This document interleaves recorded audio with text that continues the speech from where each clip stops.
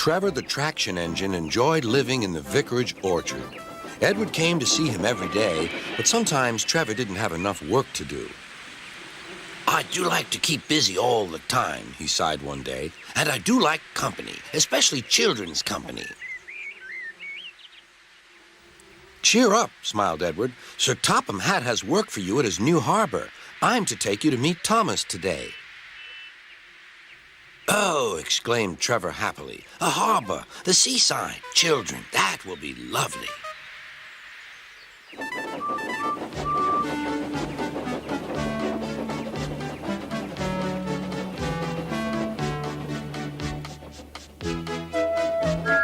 Thomas was on his way to the harbor with a trainload of metal pilings. They were needed to make the harbor wall firm and safe.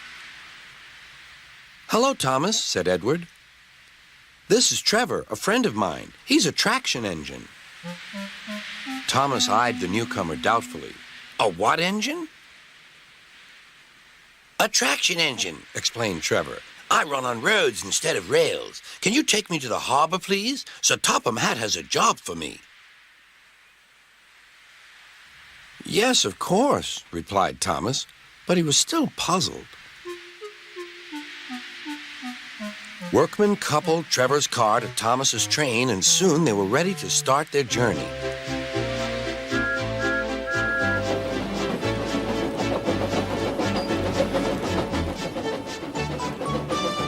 I'm glad Sir Topham Hatt needs me, called Trevor. I don't have enough to do sometimes, you know, although I can work anywhere, in orchards, on farms, in scrapyards, even at harbors.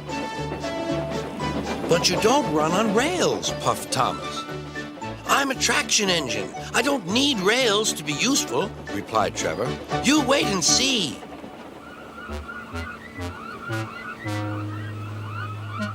When they reached the harbor, they found everything in confusion. Cars had been derailed, blocking the line, and stone slabs lay everywhere.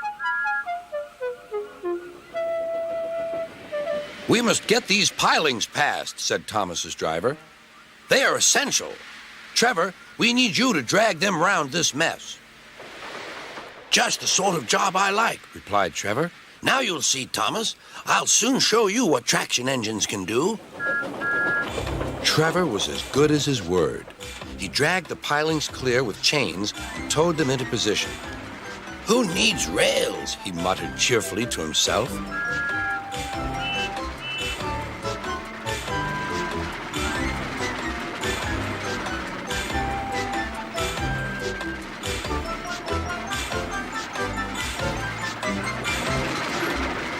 Later, Thomas brought Annie and Clarabelle to visit him. Thomas was most impressed. Now I understand how useful a traction engine can be. The coaches were full of children. Trevor gave them rides along the harbor. He liked this best of all.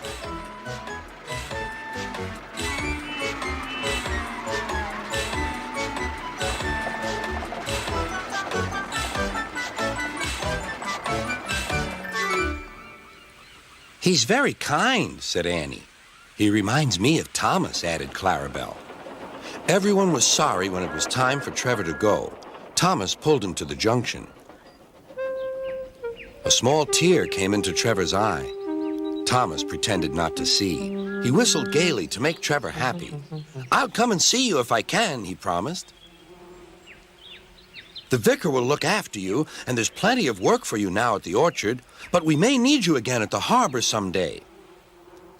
That would be wonderful, said Trevor. That evening, Trevor stood remembering his new friend Thomas, the harbor, and most of all, the children. Then he went happily to sleep in the shed at the bottom of the orchard.